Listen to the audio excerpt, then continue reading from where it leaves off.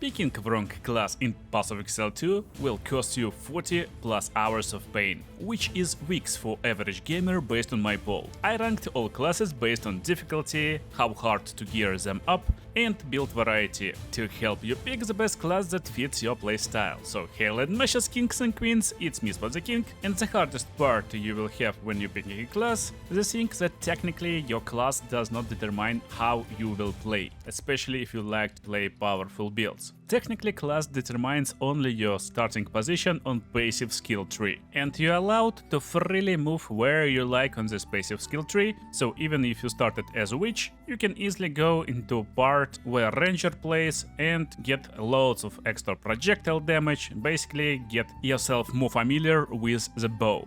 And that's exactly what is problematic, since your class never determines your skills. Skills determined by your weapon, and you create skills based on your weapon, then you may use them. That's it. But for this ranking, I assume you like RPG games like me and you want to play monk with quarterstaff or barehanded. And I assume if you pick Sorceress, you're playing as mage, not as some like weird critical strike, shocking crossbow user. Now when you know this information, another thing that your class will determine is your ascendancy. There's a bunch of ascendancies available to different classes, and game doesn't tell you which ascendancies will be available to you, at least for now. I want to start my rankings with separating classes, with melee and range classes. Starting with warrior, I would say this class is for you. If you want some nice and tanky class, at least warrior should be tanky. But it's not always the case. More often than not, you actually will be in really difficult situations and you will be surrounded by monsters. And right now, the biggest problem for warrior is there's not a lot of different weapons you may choose from. Since right now, the only melee weapon that warrior may use like normally as warrior is two-handed maces or one-handed maces. So you're limited to mace skills only. You don't have axes and swords right now, but they will be later in the game, in next updates of course. And that's like a little bit of problem. So maces is super slow and they not for everyone. If you like methodical tanky characters that can slam and crush enemies but not insanely fast, this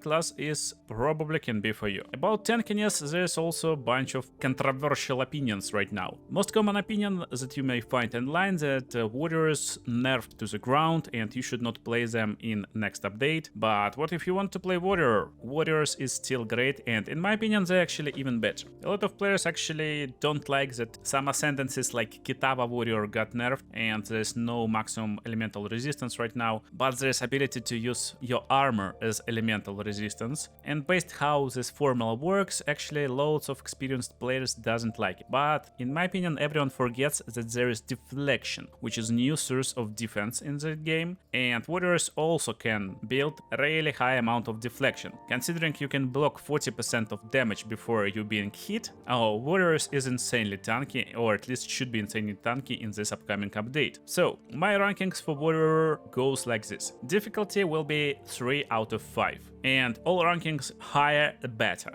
While warrior is really easy on paper and just no-brainer class, in reality you need to be aware of enemy position and be somewhat cautious, because if you jump on enemy and you're surrounded, you may be in really bad situations and you will be instantly dead. And also nice combinations for warrior require lots of button presses. If something requires you lots of button presses, then it's definitely something which is higher difficulty than other classes. However, it's not always the case. There's lots of one-button builds for warrior, and you may enjoy this class pretty easily. Now gear-based. I put 3 out of 5 again. That's because it's extremely easy to find armor, but weapons is a little bit weird. Depending on your build, you may require specific weapons, and most of the time you want only physical damage weapons without any extra elemental damage. This means loads of attributes, affixes on your weapons is actually trash affixes for your builds, and it's a little bit harder to find weapon. But why the score is so high then, if it's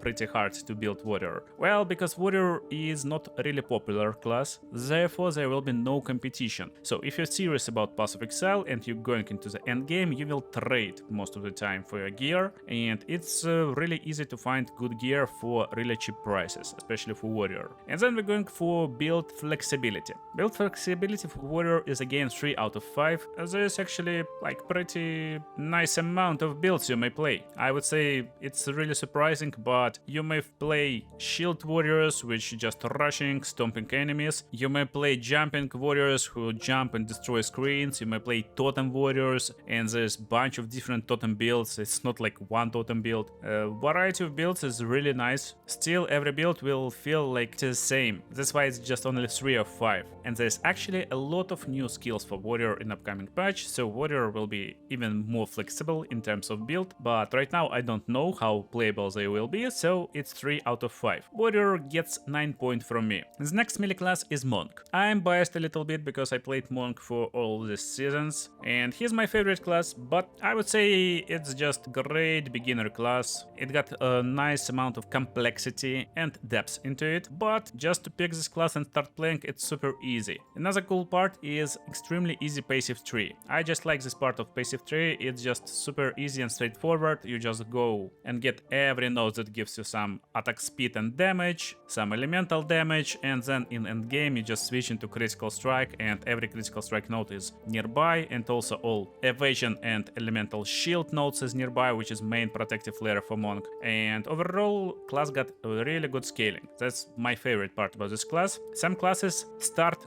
really fast but then fall off. For example, Witch, but we will talk about her a little bit later. Monk got insane scaling. He is a little bit slow at level 1, 2 and 3. When you defeat boss in Red Veil, you just go forward and never stop, and you just scale, scale, scale. So difficulty score for Monk will be 4 out of 5. He is not extremely easy. He is still melee class. You need to be aware of your position or you will be destroyed by slams, but he is a lot faster than warrior, therefore it's a lot easier to pick right position to evade attacks basically on foot without even rolling. And skills, combinations and other stuff is super easy and straightforward. Hardest combination you will need to do is basically do 4 attacks before you drop a bell. That's it. For warrior, you need to understand when to jump, when to use what skill, and changing skill order can result in complete destruction of your damage. But for Monk, you just press buttons and you destroy everything. That's how it works. For gear I will place Monk 5 out of 5. He's just super good at gearing, and for big reason, especially this patch. There will be new notable node, and this is big node on passive skill tree. You can take it and you will be able to use all skills from quarterstaff without equipping quarterstaff. This simplifies your gearing a lot. So normally as martial classes you just need to upgrade your weapon constantly. Every 10 levels you need a new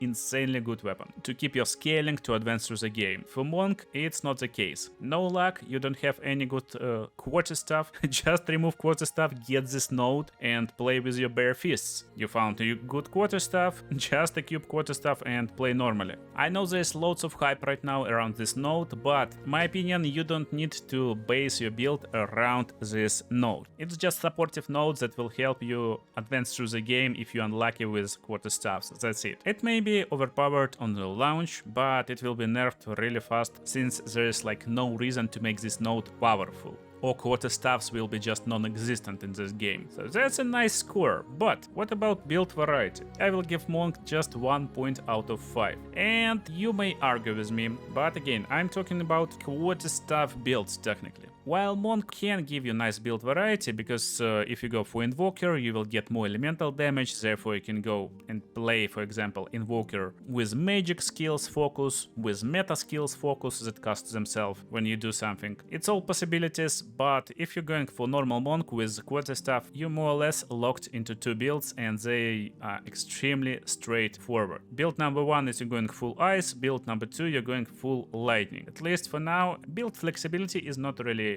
a thing for Monk. Does this mean Monk bad? No, if you're enjoying nice ice smashing machine, then Monk is definitely for you. And total we got 10 points, so a little bit more than warrior. The next one is Huntress. Well, Huntress is in melee class for me right now over here, but she is actually a mix. She got different range attacks and different melee range. Also, she designed with idea of loads of combinations. Actually, loads of classes is designed with idea of combinations, but Huntress designed this idea as its core. And if you take just this idea in a vacuum that she is combo-based character, it's not good. While I enjoy combo-based playstyle, and if you enjoy combo-based playstyle, then Huntress is for you, there is one thing in the game that called our enemies. And our enemies does not care what character we are. And when you advance just a little bit and get to the end of Act 3, for example, you will find loads of enemies, which is insanely fast. These fast enemies just not giving you any ability to use combinations, and after this moment you won't be able to use combinations normally, so there is no gameplay like combo gameplay from this point. Most of the time you want to focus on damage and nice powerful skills. Now the second question, okay, powerful skills, now what? Now you're playing class that is based around combinations, so you technically want to do combinations, but you can't do them. If you got insanely powerful weapon, you will one-shot most of the basic monsters and you're not making any combinations anyway, but against bosses you're just losing damage compared to other classes that can focus on one single scaling stat. Because again, we are melee and range character, loads of skills, actually mix of melee and range attacks, and that's again the problem. You can't scale both of them really nicely. So for scores, we're going with difficulty 1 out of 5. This means she's really hard to play. And she got loads of nerfs, so based on patch notes, not a lot of builds actually available. Still, Huntress technically got access to some bleed builds, to elemental builds, different elemental builds, based on spear throws, based on close attacks, based on whirlwind, tornadoes, and therefore build flexibility will be 2 out of 5 for me, because most builds will feel the same. And gearing will be 2 out of 5. So why gearing is so low? Well, basically, it's hard to find a really good spear, and second part, you will be competing for your armor with best classes in the game. However, if you enjoy combo-based gameplay, then she's probably for you, but for me it's just 5 points. Now we're going into range category. Let's start with Ranger, the class that creates main competition for Huntress. They start on the same place in passive skill tree and again compete kind of for the same armor, which creates problem for Huntress, because Ranger is just super fast range character. Ranger is basically zooming. There's loads of movement speed bonuses for this character, loads of very powerful buffs, especially this patch, and surprisingly loads of very powerful builds. There is only one problem with the class is squishy, so you definitely need some nice equipment, but Ascendancies is super fun and different. If we take Monk for example, he got Invoker and Chayula Monk. Chayula is chaos damage based Monk, Invoker elemental based damage Monk. But they both will use the same skills, same styles, and nothing will be different. For Ranger, Pathfinder and Deadeye, they are completely different. So for difficulty, I will give 5 points to Ranger. Yeah, it's insanely easy to play class. It's a range class, you don't need to be aware of your position a lot. You just run around, shoot your bullets, and you hit targets and they are defeated. That's it. Super easy, and there's not a lot of crazy combinations. Most combinations are super straightforward. But for gear, Ranger will get only 1 point. 1 point because Ranger is just super popular and it's super hard to get correct gear. It's super hard to trade for this gear, and also most builds will require you to have specific bow, specific armor with specific affixes, and basically it will be like hardest class to gear. Does Ranger need gear? Well, not exactly. But still, there's 1 point from me. For build flexibility, well, surprisingly there's loads of builds available even with bow. Basically you may play as lightning arrow bow, you can play as ice, chill, frost bow, and they will be completely different play styles. You can even play as physical damage bow with bunch of cool skills that will basically rotate you, you will hit targets around you, it's really fun. And at the same time, poison skills got big overhaul, so all poison skills is really interesting and fun to use right now. And at the same time, while I'm basing this ranking on kinda build variety inside of class, for Ranger I will just put 4 points, because as a Ranger, especially as Deadeye, you may play almost anything this season, especially with all the cool buffs and ascendancy nodes. You can play crossbow Ranger, you can play quarterstaff Ranger, melee Ranger. It's just crazy how much stuff Ranger can do right now. Probably even Magic Ranger is the thing, so it's 4 points, and therefore we got 10 points for Ranger. There's 3 classes left. Can someone beat Monk or Ranger in my kinda tier list? Let's find out. Next one is Witch, which is really good after recent buffs. Overall, if you're looking for someone who's using summons, basically creating a bunch of skeletons, they will fight for you and defeat enemies, that's the only class you need. You don't need to play anyone else, which is overall best summoner. While other classes can play as summoner too, which is just best. You don't need to think anything else. But if we take away your skeletons and play as mage user, I would say she's not so simple. And this is a class that actually requires you some combinations. Combinations most of the time is really straightforward, like Essence Drain Contagion. You just drop Contagion onto your target, hit him with Essence Drain, then remove resistance to chaos damage, and target will spread curse upon your enemies. However, again, it requires you to hit your targets constantly, to aim. It's a range character, it's also pretty tanky, but only when you get some gear. Therefore, I can't say this class is super simple. So for difficulty, I give 3 points for Witch. While it's pretty easy, still you will need to understand how skills works, how to combine them. It's not the most flashiest class. Witch can easily defeat all bosses, but it just takes time to wait until your damage over time effects will melt bosses. Now for gear. Gear is also will be 3 out of 5. While you're competing for pretty popular energy shield armor pieces, some pieces is just a lot easier to get, especially your armor. You can play different armors, you don't need to go exactly for intelligence based armor, and if you're playing minion builds, it's even easier. There will be a bunch of uniques, which is pretty common and cheap, so you will play with them, and basically it will depend on what type of witch you're playing. If you're going for Essence Drain Contagion, gearing will be a little bit harder, but minion builds, in my opinion, is super easy to build and gear, super straightforward, so it's like middle ground. But build flexibility, I will put Witch into 5 out of 5 range. Let me explain. I just told you that there is Essence Drain Contagion and also minion builds. Well, kinda yeah, but Witch got 3 ascendancies, and they can play completely differently. Right now you can change your ascendancy when you replay trials, that gives you ability to ascend. Therefore you basically can have one character, you level up this character up to level 80 or 90 for example, and then you change your ascendancy, and you can completely change your play styles. Infernalist will be able to play as Fire Mage, even as Lightning Mage, as Summoner. Lich can be played as Summoner or Essence Drain. Infernalist can play with Demon Form right now, Demon Form got nice buffs, as Auto Bomber for example, which will cast basically everything automatically. There's also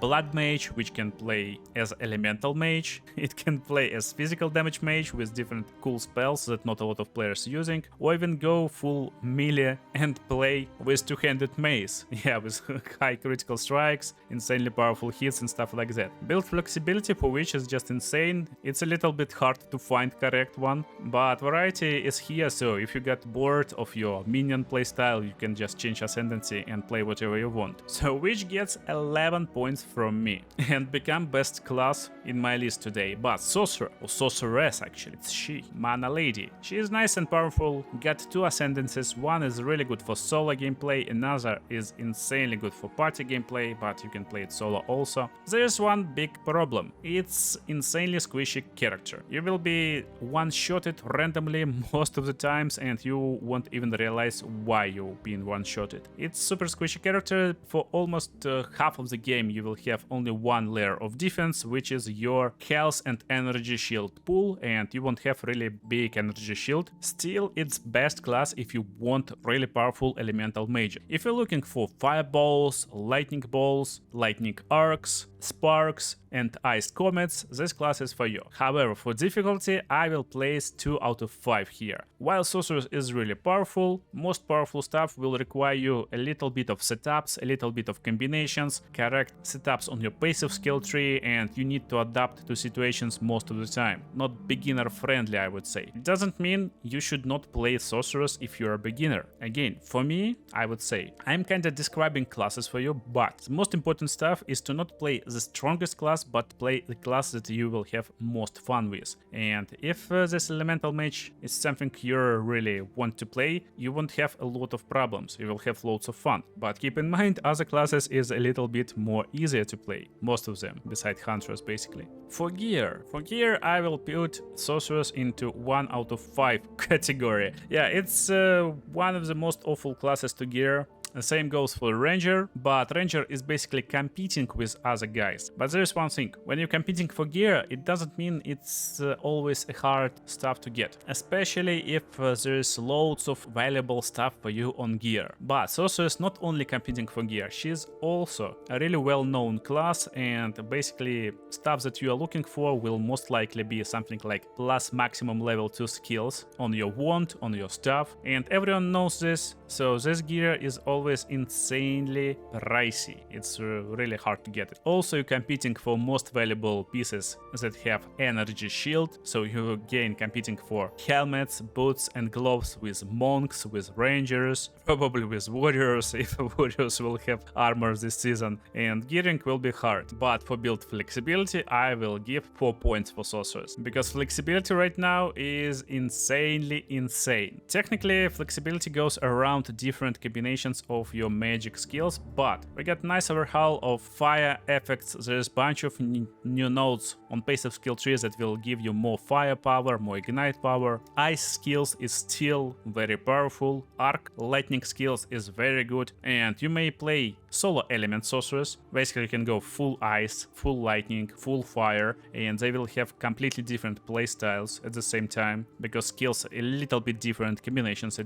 little bit different, but also you may combine them. You can go basically ice and fire, lightning and fire, ice and lightning, and all of them will have again kinda a little bit different playstyles. So build flexibility for me really high. But overall Sorceress got 7 points. Now let's talk about Mercenary. And Mercenary is extremely clunky crossbow user. If you ever try to play any other class and then switch to Mercenary, you will feel that something wrong and something bad. It just takes so much time to reload your crossbow. You shoot grenades, other classes already blowing up screens, and grenades is only jumping on the ground waiting to detonate. It's super weird character. But what if you enjoy crossbows? Yeah, definitely you're going for Mercenary. However, he is a range character. Range gives you again flexibility where you can stand, you can stay away from enemies, you can come close, you can pick your positions, you don't forced to go into combat, you can stay away, you can stay really careful. It's really a good perk. At the same time, Mercenary is basically most tanky range character, since basic armor for him will be strength and dexterity based. This means you're getting more health every time you get more strength, you're getting more accuracy for dexterity, and also evasion. Accuracy will determine how much deflect you will have. And right now in upcoming patch, Mercenary is basically super tanky with high amount of health. He got a nice chance to evade attacks completely with evasion, and got pretty nice chance to deflect attacks. And that's super big deal. Sounds pretty good, yeah? Yeah, that's why I put 5 points for him into difficulty. He is just super easy to play. You can't have easier class than Mercenary. While there's a bunch of combinations, rotations, most of them super straightforward, and they never require you to do everything fast. You just press one button, you hold this button, you wait until something happens, like enemy is frozen, enemy is shocked, enemy is ignited, or lost all his armor. Basically some effect should appear. Then you switch to another type of ammo and shoot with bonus damage. That's the whole combination. Since he's a range character, again it's super easy, you just run around, you're not coming close to enemies most of the time, you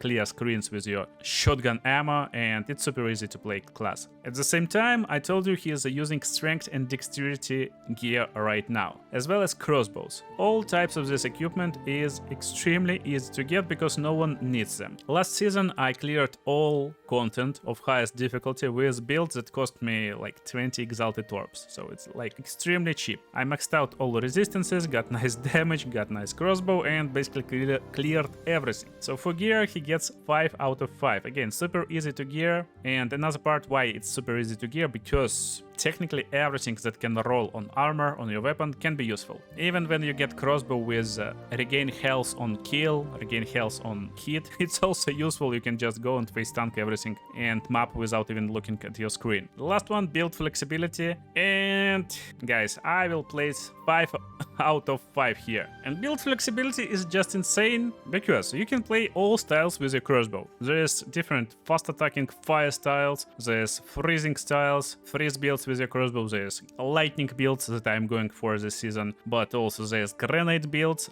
and there's ballista builds. Yeah, you may summon ballistas, you may summon new ballistas that will shoot grenades. It's just insane how much ability you can have inside the class, inside the crossbow, to make different builds and all of them viable. But at the same time, there's different ascendancies. One of them is Gemlink Legionnaire. He scales his damage with stats mostly, with gems, with skill level of gems, and this ascendancy is just insane. It can play any build. It can play basically any build you like. So Gemlink Legionnaire is really fun and interesting one, and one of the reasons why we got build flexibility 5 out of 5. And I would even give only 4 points to Mercenary, but we got a patch that gives ability to our third ascendancy, which is Witch Hunter, to allocate all points into 2 different weapon sets. This means basically you can play any build, but not only play any build, you can play 2 any builds at the same time. You can have weapon set 1 set to, for example, unarmed attacks, quarterstaff skills. Weapon set 2 will be your bow skills, and you will shoot bow, apply very powerful shocks, then go into melee range,